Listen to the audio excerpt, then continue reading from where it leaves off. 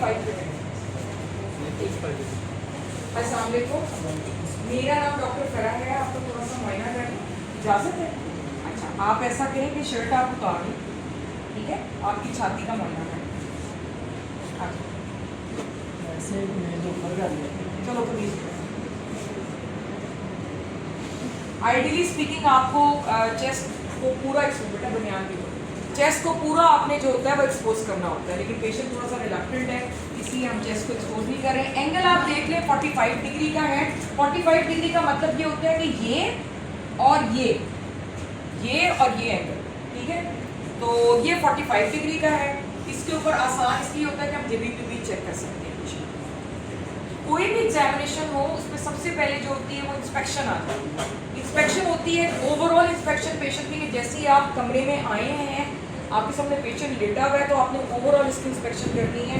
जैसे कि ये पेशेंट है, इसका मैं देखूँगी आईवी लाइन इसके हाथ के ऊपर पेन है, कंफर्टेबल है, टेक्निक तो नहीं है, फॉलिक एसिड तो नहीं डला हुआ, ये सारी चीज़ें मैंने नोट करी। उसके बाद जो भी सिस्टम आप कर रहे हैं, जैसे कि मैं इस वक्त रेस्पिरेटरी सिस्टम कर रही हूँ, तो मैंने उसकी इंस्पेक्शन रिलेवेंट करनी है। जैसे कि चेस्ट की इंस्पेक्शन करनी है, वो पहले मैं जो है वो जैसे साइड पे से करूँगी। अब इसके अंदर मैंने क्या क्या चीज़ें देखनी है, मैंने शेप ऑफ द चेस्ट देखनी है। Normal shape of the chest जो होता है वो ये ट्रांसवर्स डायमीटर होता है, और ये एंट्रोपोस्टीरियर। ट्रांसवर्स डायमीटर जो होता है वो ज़्यादा होता है नॉर्मल बंदों में एंट्रोपोस्टीरियर की निस्बत, ठीक है? अगर ये बराबर हो जाए, यानी जितना ट्रांसवर्स है उतना ही एंट्रोपोस्टीरियर, तो बैरल बन जाता है ना, तो वो सीओपीडी वगैरह में। तो ये नॉर्मल शेप मैंने देख ली, शेप ऑफ द चेस्ट। उसके बाद मैंने देखा कि इंटरकॉस्टल रिसेशन तो नहीं हो रही, यानी ये इधर इस तरह रिब्स आ रही हैं, तो दरमियान में कोई डिप्रेशंस तो नहीं हो रही। पेशेंट का रेस्पिरेटरी रेट मैंने देख लिया इंस्पेक्शन। फिर पेशेंट की जो रेस्पिरेशन का पैटर्न है वो कैसा है, आया उसमें एब्डोमेन ज़्यादा मूव कर रहा है या थॉरक्स ज़्यादा मूव कर रहा है। तो अगर आप गौर करें तो थॉरक्स तो हमें नज़र ही नहीं आ रहा मूव करता हुआ, अगर फोकस करें आप इसको, तो ये एब्डोमेन जो है ना वो इसका मूव फिर भी कर रहा है। तो एब्डोमिनो-थोरैसिक पैटर्न ऑफ रेस्पिरेशन, सही है? तो ये चीज़ें आपने शेप ऑफ द चेस्ट आपने देखा, कोई एक्सेसरी मसल्स तो नहीं वो यूज़ कर रहा, आपने रेस्पिरेटरी रेट देखा, आपने पैटर्न ऑफ रेस्पिरेशन देखा कि एब्डोमिनो-थोरैसिक है या थोरैको एब्डोमिनल है। इसके अलावा आप देख लें कोई विजिबल वेन्स, कोई स्कार मार्क्स मुझे इसके मिल रही हैं। क्या हुआ था ये हाँ ये जल गया था। तो ये सारी चीज़ें आपकी इंस्पेक्शन में आएगी। ये पहले आपने साइड पे से करनी है, फिर आप फुट एंड के ऊपर चले जाएंगे। फुट एंड के ऊपर भी आपने वही चीज़ें देखनी है। फुट एंड पे आपको ज़्यादा क्लियर तरीके से एट ए ग्लांस चेस्ट नज़र आ रही है, उसकी दोनों साइड्स नज़र आ रही है। तो आप ये देख सकते हैं फुट एंड के ऊपर एडिशनल जो इंस्पेक्शन के अंदर कि राइट और लेफ्ट चेस्ट दोनों इक्वली मूव कर रही हैं या नहीं, ठीक है? तो फुट एंड हो गया और साइड हो गया। उसके बाद आ जाती है आपकी पैल्पेशन। पैल्पेशन के अंदर जो है ना, आपने मरीज को हाथ लगाने से पहले पूछ लेना है कि उसको कोई दर्द तो नहीं है, सीने में दर्द तो नहीं, हाथ लगा लो।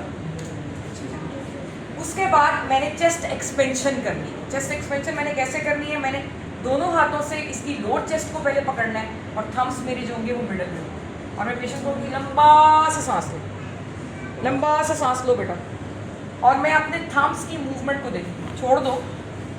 ये जो थम्स है ना मेरे राइट और लेफ्ट साइड के, ये मैंने देखना है ये इक्वली मूव कर रहे हैं, लंबा सा सांस लो, ठीक है? अगर किसी एक साइड का थंब कम मूव कर रहा है, इसका मतलब है उस साइड की चेस्ट में कोई एब्नॉर्मलिटी हो सकती है, कोई भी हो सकती है, प्लूरल फ्यूजन हो सकता है, कंसोलिडेशन हो सकती है, कोई मैस हो सकता है। फिर मैं आ जाऊँगी मिडिल चेस्ट पर, उसकी देखूँगी मूवमेंट्स, ज़रा क्लोज करें, लंबा सा सांस लें, ये देखें, ये थंब की जो मूवमेंट्स है ना, इनको मैंने देखना है, ये बराबर है राइट और लेफ्ट, लंबा सा सांस लें, ठीक है? तो ये चेस्ट एक्सपेंशन है। उसके बाद मैं अपर चेस्ट पर आ जाऊँगी, वहाँ पर मैं ऐसे चेक कर लूँगी, ऐसे लंबा सांस लें, ये दोनों हैंड्स की मूवमेंट जो ऊपर और नीचे हो रही है, इसको मैं चेक कर लूँगी कि ये इक्वल है या नहीं। सो ये आपकी चेस्ट एक्सपेंशन है। फिर इंचेस टेप से भी आप चेस्ट एक्सपेंशन करते हैं। इंचेस टेप आपने ली, निप्पल के लेवल पे उसको रैप किया, और मरीज को कल लंबा सा सांस लेकर बाहर निकालें। तो आम तौर पे 4 से 6 सेंटीमीटर तक चेस्ट एक्सपेंशन होनी चाहिए। नहीं हो रही, इसका मतलब है कोई प्रॉब्लम है, कोई डिजीज़ है, सही है? फिर इसी तरह वोकल फ्रेमेटस भी पैल्पेशन का हिस्सा होती है, लेकिन हम उसको स्किप कर देते हैं, हम नहीं माइंड करते, क्योंकि वोकल रेजोनेंस में भी आप वही चीज़ चेक कर रहे होते हैं जो कि वोकल फ्रेमेटस के अंदर चेक कर रहे होते हैं। लेकिन मैं आपको तरीका बता देती हूँ कि कैसे चेक करते हैं। आपने इस अपने हाथ के इस वाले बॉर्डर से एक वाइब्रेशन की जो फील आती है वो देखनी होती है कि वो दोनों साइड पर इक्वल है कि नहीं। जब मरीज 1 2 3 बोले तो आपने ये किया, इसको इंटरकॉस्टल स्पेस में रखा हाथ को और कहा पेशेंट को कहें 1 2 3 1 2 3 1 2 3 1 2 3 शाबाश। फिर 1 2 3 फिर 1 2 3 सेकंड से थोड़ा सा आप लेटरली आना शुरू हो जाते हैं सेकंड स्पेस से, क्योंकि हार्ट दरमियान में पड़ा होता है। फिर बोले 1 2 3 फिर 1 2 3 फिर 1 2 3 फिर 1 2 3। तो ये आपकी हो गई वोकल फ्रेमेटस। फिर आ जाती है आपकी परकशन। परकशन में आपने मरीज को लाजमी बताना है कि मैं ये अपनी उंगली पे मारूंगी आपको चोट नहीं लगेगी, ठीक है। हाँ, फिर आपने क्या करना है, अपर जोन की परकशन करनी है, इंटरकॉस्टल स्पेस में फिंगर को रखना है और ये आपकी परकशन, साथ ही इसको कंपेयर। फिर सेकंड से आपने थोड़ा लेटरली आना है, साथ ही कंपेयर। फिर थर्ड, फिर ये, फिर इधर। एक्सिलास को ज़रूर परकस करते हैं क्योंकि तीनों लोब्स आपके जो होते हैं वो एक्सिलास में होते हैं। आपको अपनी एनाटमी की नॉलेज से पता होगा कि एंटीरियरली आपका जो लोब्स होते हैं लंग के वो होते हैं इंटीरियर लोब और मिडल लोब।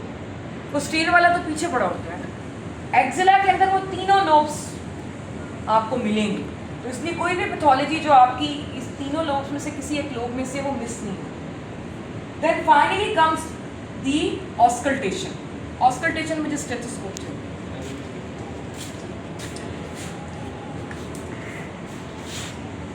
उसमें आपने देखना है ब्रेथ साउंड्स, ठीक है। उन्हीं 3-4 एरियाज पर आपने सुनना है और कंपेयर करना है। लंबा सांस,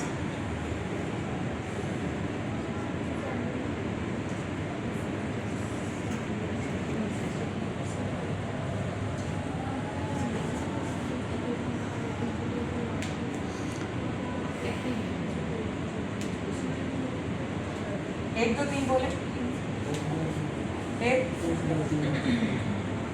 फिर बोले, 1 2 3 एक 1 2 3 एक 1 2 3 एक 1 2 3 एक 1 2 3 एक 1 2 3 एक 1 2 3 एक 1 2 3 एक। 1 2 3। दो चीज़ें मिस कर गई हूँ मैं, वो आप ऐड कर लें पैल्पेशन के अंदर। एक है ट्रेकिया और एपिक्स ब्रीथ। सो अगर हम पैल्पेशन को रिवाइज कर लें तो हमने क्या करना है कि सबसे पहले तो हमने मरीज से पूछना है कहीं टेंडरनेस तो नहीं है उसको चेस्ट में। फिर हमने सबसे पहले apex beat check. Apex beat is the lower most and outer most area of definite cardiac impulse. Lower most outer most का मतलब है कि आपने मतलब बाहर से अंदर की तरफ आना है इसके लिए, एपिक्स बीट के लिए चेक करने के लिए। जहाँ आपको डेफिनेट हार्ट साउंड्स मिलती हैं वहाँ पर आपने उसको लोकेट कर लेना है। इसकी तो नहीं मिल रही, फर्ज करें यहाँ मिल रही, फर्ज करें।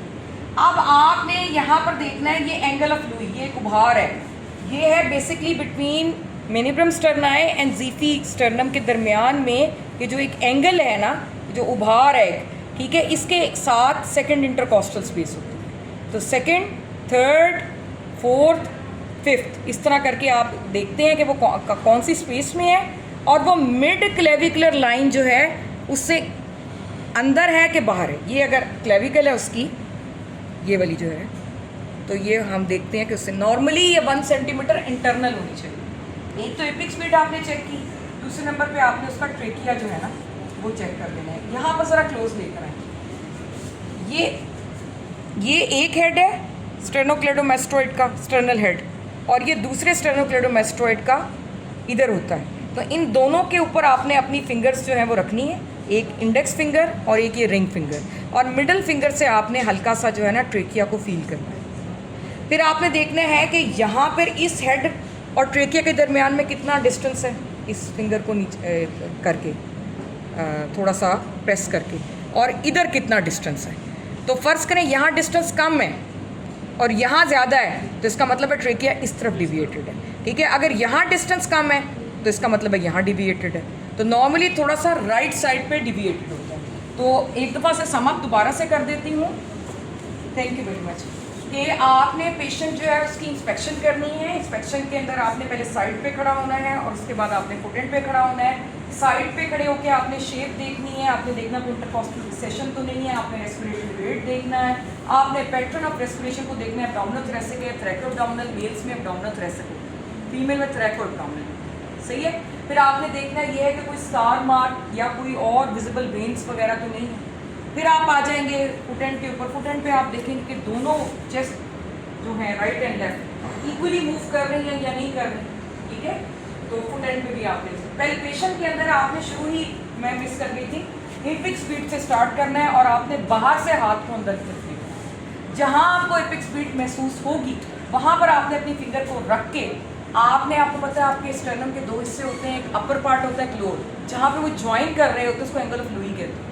वो थोड़ा सा रेज्ड होता है हिस्सा, तो आपने उसको फील करना है। उसके बिल्कुल एडजेसेंट जो स्पेस होगी वो सेकंड इंटरकॉस्टल स्पेस है, फिर थर्ड, फिर फोर्थ, फिर फिफ्थ। इस तरीके से आपने देखना है कि आपकी एपिक स्पीड किस स्पेस के अंदर है।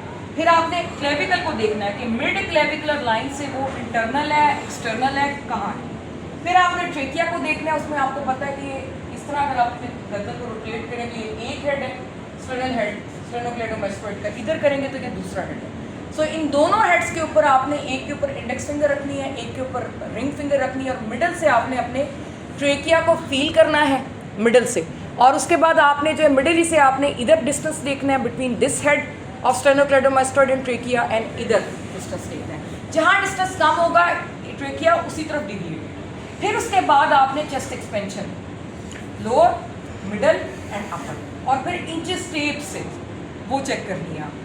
फिर उसके बाद वोकल फ्रेमेटस करनी है। वोकल फ्रेमेटस को अगर आप लिस्ट करते हैं, मैं तो माइंड नहीं करती, लेकिन हो सकता है इनके कोई लीचर किस्म के एग्जामिनर हो वो माइंड करें। तो वोकल फ्रेमेटस जो है उसका तरीका यही है कि आपने इस बॉर्डर से फील करना है और सेकंड इंटरकॉस्टल स्पेस से आपने लैटरली आना शुरू कर देना है, हार्ट को मौका देना। मैं क्यों नहीं कहा। अच्छा, एनीवेज फिर आ जाती है परकशन।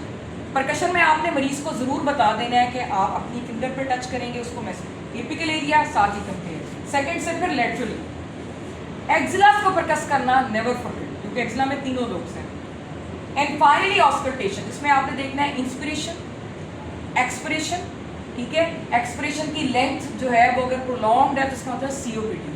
बाज़ को तो विस्लिंग साउंड भी होती है, इसको हम रोंकाई या विजिंग कहते हैं, वो भी सीओपीडी और एस्थमा में आ जाती है। एडिड साउंड्स, एडिड साउंड कौन सी होती हैं? क्रेपिटेशंस। क्रेपिटेशन दो तरह के होते हैं, फाइन क्रेपिटेशंस होते हैं, एक कोर्स क्रेपिटेशन होते हैं। फाइन क्रेपिटेशंस आपके फ्लूइड ओवरलोड के अंदर होते हैं और इसके अलावा फाइब्रोसिस में भी होते हैं। हम डिफ्रेंशिएट इस तरह करते हैं कि पेशेंट को कहते हैं खांसी करे, अगर वो उनका कैरेक्टर चेंज हो गया तो वो फ्लूइड था और वो डिस्प्लेस हो, यानी पल्मोनरी एडिमा, और अगर नहीं चेंज हुआ तो वो फिर फाइब्रोसिस ही है।